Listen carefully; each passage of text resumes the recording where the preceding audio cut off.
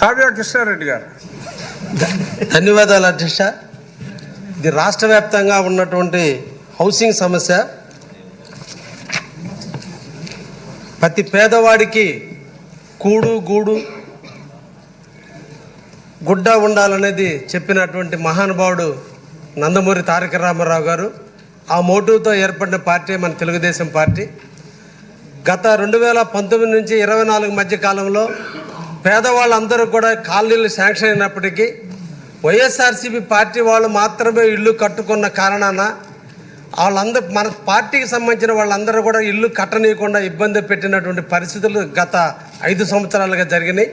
ఇప్పుడు కొత్తగా వచ్చే స్కీమ్లో ఈచ్ కాలనీకి 2.5 లక్షల రూపాయలు, అదేవిధంగా ఎస్టీలకి అయితే 75,000, ఎస్సీలకి అయితే 50,000.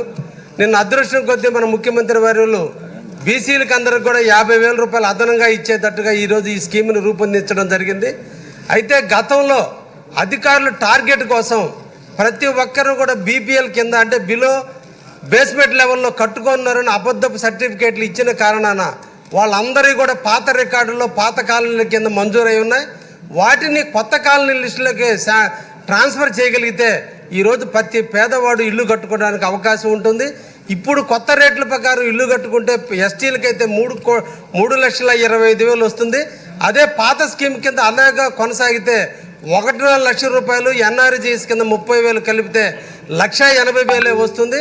కానీ కట్టుకునేది ఇప్పుడు కాబట్టి ఆ పాత ఉన్నటువంటి అకౌంట్ హోల్డర్స్ అందరినీ కూడా ఈ కొత్త స్కీములకు ట్రాన్స్ఫర్ చేస్తే బాగుంటుంది అనేది ఒక సూచన ప్రజల నుంచి వస్తుంది అధ్యక్ష.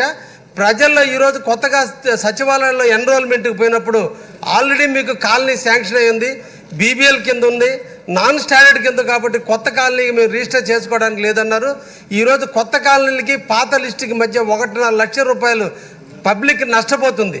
పెట్టేవాడిని అడిగేది, కొట్టేవాడిని అడగరు. కాబట్టి కొట్టే ప్రభుత్వం పోయి పెట్టే ప్రభుత్వం వచ్చింది. కాబట్టి ఈ పెట్టే ప్రభుత్వం పెడతది అనే దానికి పేదవాళ్ళని అందరినీ కూడా కొత్త స్కీమ్లోకి తీసుకొస్తే అందరూ కూడా ఇల్లు నిర్మించుకోవడానికి అవకాశం ఉంటుందనే విషయాన్ని గుర్తుంచుకొని తప్పకుండా కొత్త లిస్టులోకి కొత్త స్కీమ్లోకి దాన్ని ట్రాన్స్ఫర్ చేయవలసిందిగా మీ ద్వారా ప్రభుత్వాన్ని కోరుతున్నాను అధ్యక్ష. ధన్యవాదాలు అధ్యక్ష. జోయాక